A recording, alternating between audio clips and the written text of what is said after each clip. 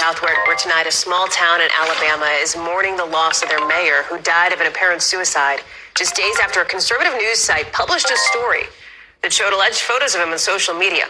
Allegedly wearing women's clothes and makeup, they claim he led a secret life and labeled himself on sites as a transgender curvy girl. NBC News is not going to show those pictures. The news site did not respond to our request for comment. Copeland is also the pastor at a local church where he addressed the two articles just 2 days before he died. Listen. I apologize for any embarrassment caused by my private and personal life. I have nothing to be ashamed of. A lot of things that were said were taken out of context. I want to bring in Morgan Chesky, who's covering this one for us tonight. Morgan, Mayor Copeland had been the mayor of this town, Smith's Station, for years. What else do we know about him and how this happened?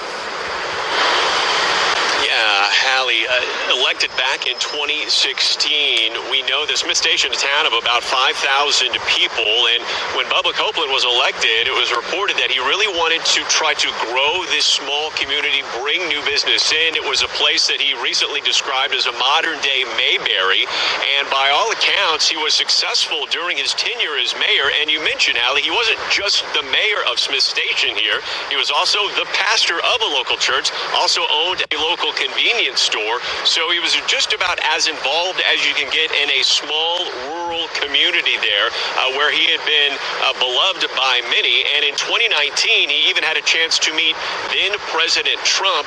His major test as a local leader came whenever this community endured a horrific tornado that killed 23 people in that small community there.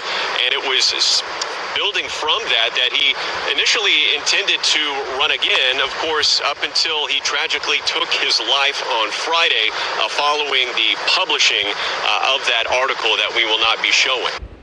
To be quite honest, this is nothing to celebrate and to be happy about. A human being lost their lives, no matter what.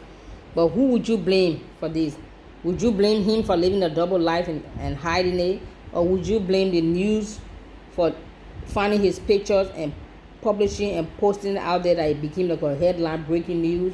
Whose hands has his blood on it? Who has his blood on their hands? Is it a news reporter that broke the story, or is it he himself for living a double secret life? I don't know what you guys think, but no matter what you think, please be respectful in the comment section. This man has lost his life. No matter what your secret life is, it's not worth your life.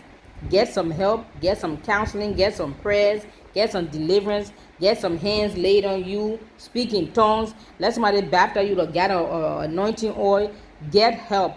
It's better to get help than to kill yourself. Now his wife is a widow and his children are fatherless, all because of his a lifestyle that he was living. But he said his wife knew about it. His wife didn't have any issue with it. He did it because he wanted to release stress. He thought it was very humorous. But the news reporter broke it, and now he apologized to the church. So how you can apologize and then go back and kill yourself? I don't understand. Maybe the church will ask him to resign. I don't understand. Anyway, I'm sorry about how the story ended up. Anyway, thank you guys for sharing, subscribing, and inviting. I appreciate your comment. Just be, respectful and mindful when you leave your comments. This man is no longer with us.